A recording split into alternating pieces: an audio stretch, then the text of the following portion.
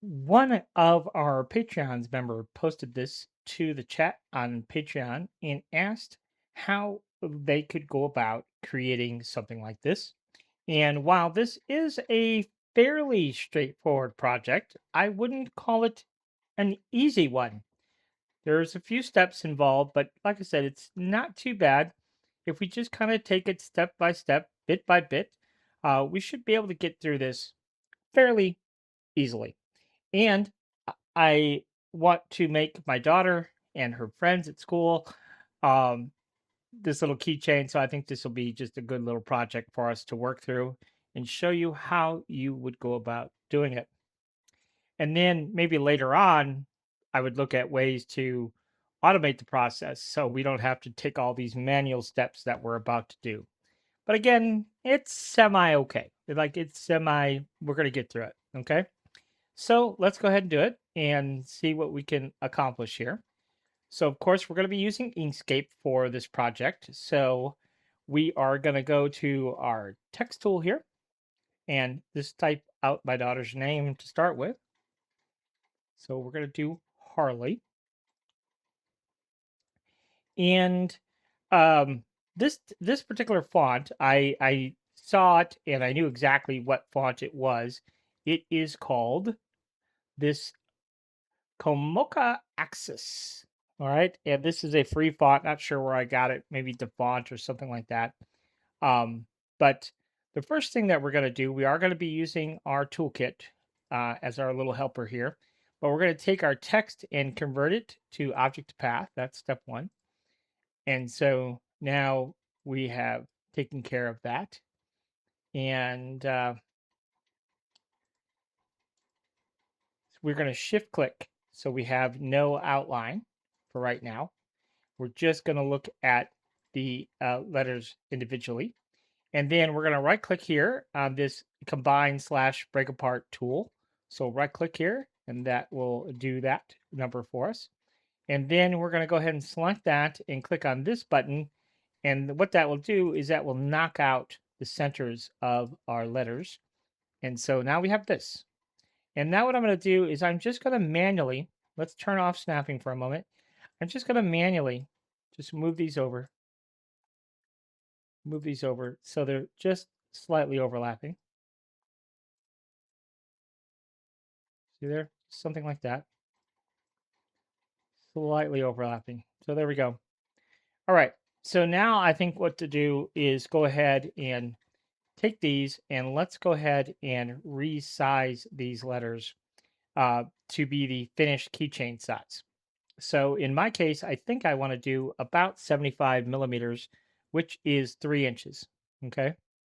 And so this is not quite an inch tall. So that's about right. It's 20 millimeters, give or take. So I think that'll make for a pretty good keychain.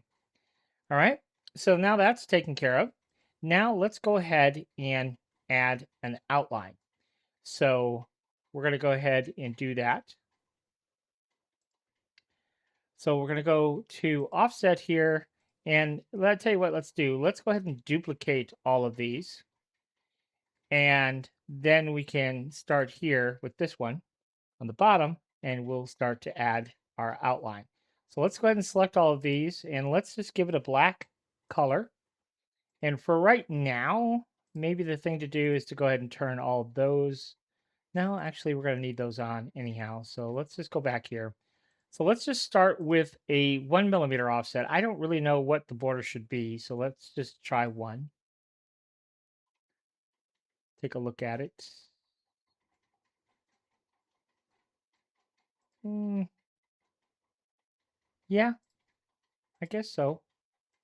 I guess that works for me. So we'll just go ahead, go on down the line here.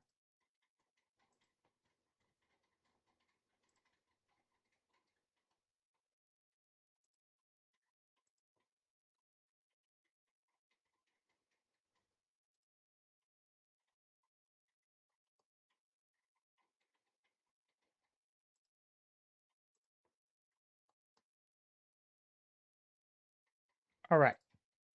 So our first one, we're going to have on top. So we're going to click on this button, raise to top. And then our middle one is going to be towards the bottom. And then we're going to go ahead and take this one and we're going to raise it to the top. So this is going to be taller and lower and then taller. Okay, so that's step one. And yes, I'm happy with that. And then what we're going to do is each one of these we're going to duplicate. And then we're going to do a trim. And so we have this piece as an extra piece. So we're going to do that for every layer. So we're going to duplicate, okay, and then we're going to trim, and then we're going to just do that for every single layer on down the line. So Control D, difference, Control D, difference, Control D, difference, and Control D, and difference. Okay.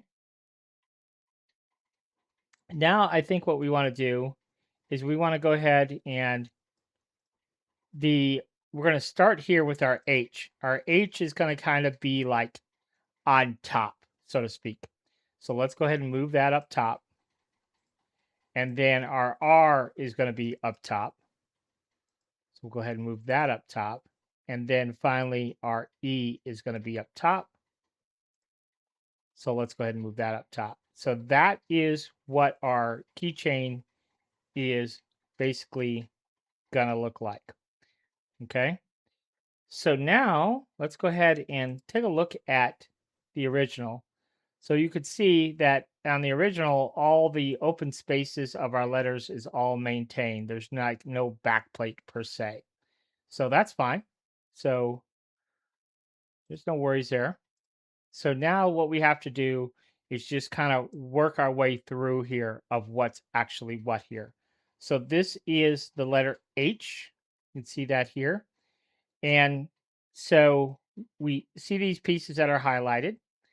And so I think what we're going to do here is let's go ahead and drag and drop those down. No, I guess we can't really do it that way. We'll just leave it the way it is. That'll be fine. So this will become our H backplate. Okay.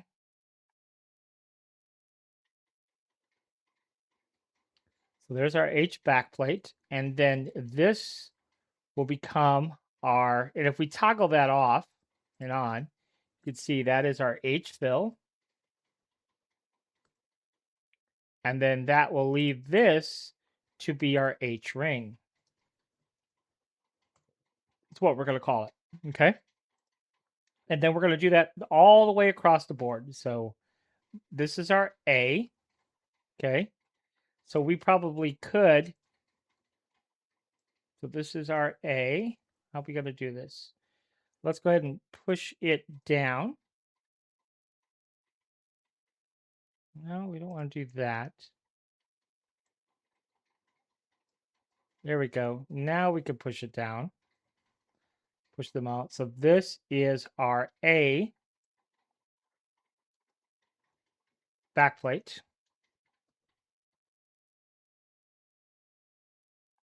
Then this will be our A fill. And then this will be our A ring. And then we'll just keep going. So those are all together. So for our R, we're going to do our R backplate, our R fill, and our R ring.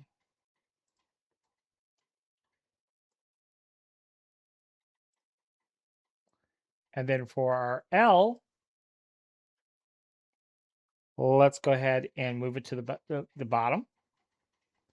And then we'll start here with our L backplate.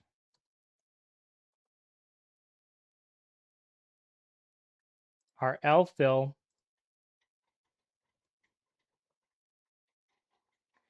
and our L ring.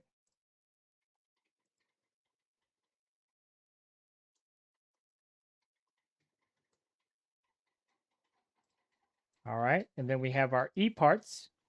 So this will be our E backplate, our E fill, and then our E ring. Then finally, on the Y here, we're going to do our Y backplate.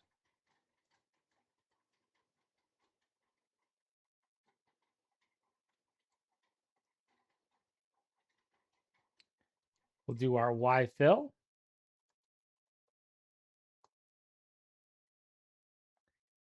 And then finally, we'll do our Y ring. All right. So now we have all of our bits and bobs named, which is really good. So now what we're going to do is we're going to go through and set up our A, L, and Y backplates. So there's our L backplate. There is our Y backplate, and then our A backplate. And we're going to set the extrusions here. So we're going to do, what do we want to do here? Let's go ahead and do 3 for the extrusion thickness. We're going to do 1.5 for the Z height all the way across the board. Okay. And then let's go ahead and do the fill. So the A fill, the L fill, and the Y fill. Okay. Now all of these are going to be 2 and 2 for the extrusion thickness, but then we're going to do 3 for the Z height here. Okay. And then we're going to go ahead and do all of our rings. So we'll do our L ring, our A ring, and our Y ring. And those are going to be at 2. And they're going to be the Z height of 4.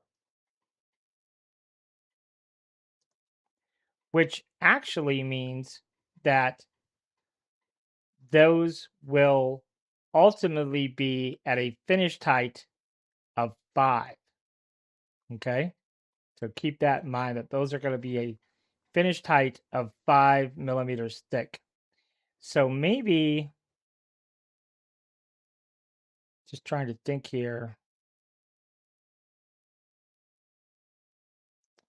maybe we want to back this off.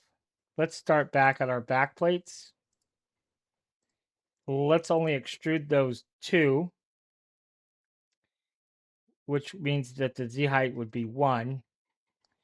And then for the L, A, and Y fill, the Z height would be 2 instead of 3.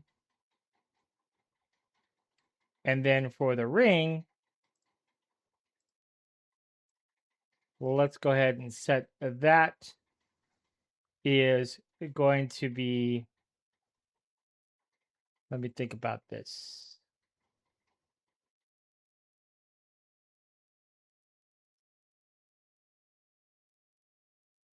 So our ring, yeah, our ring is actually fine at 4, like it is, right? No, we want the ring to be 3. Yes. Okay, so now that works out better. So then the back plate here is going to be basically one more than the previous back plates. So here, all of these are going to be, they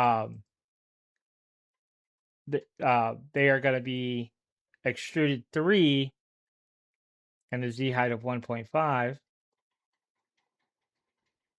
And then our fill is going to be one more than the other fills. So those are going to be extruded 2, but the Z height is going to be 3.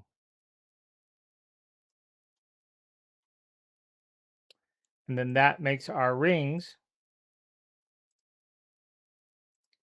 the extrusion of 2, but our Z height of 4, which will give us a finished height of 5. Clear as mud? So let's go ahead and save this now to the desktop. And we'll call it Staggered Harley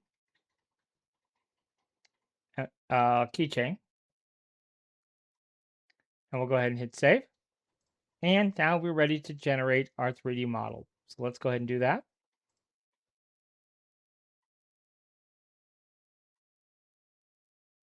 So there is our 3D model. It's been saved. And let's go ahead and open this up in Bamboo. All right, so here we are in Bamboo. Let's go ahead and open up our project here.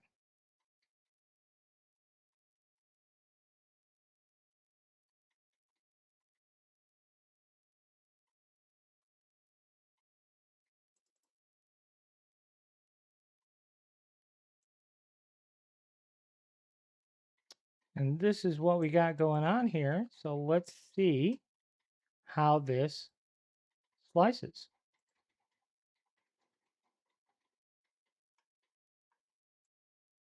You see? There we go. So that is how we go about creating that staggered hype chain keychain. Of course, we can print it in whatever colors we want to print it in, but there you go. So now that we have that all worked out, let's go ahead and add our key tag. So we'll go to our desktop here. We'll type in key, and there's our key tag. We'll go ahead and slide it on over.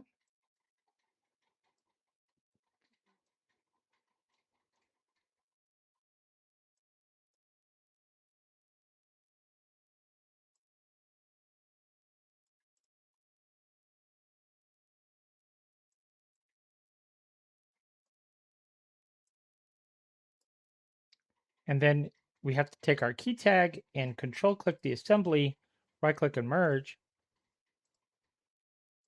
to bring those two together. And that will be the finished product. Now we do have a bit of an issue here, and I'm glad this kind of came about, is this right here. So that's no problem. We can just go back to the Prepare tab, and what we have to do here is we have to change the positioning of this. So this key tag, we're going to alt click, go to our Objects tab. It needs to not be last, it needs to be first.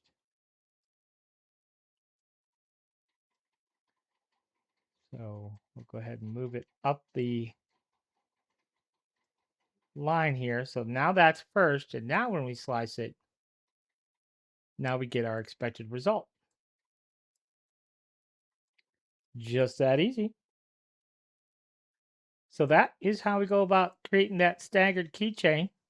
So I'm going to go ahead and print one out for my little one for her backpack for school in the morning. And that's how you create that staggered keychain look.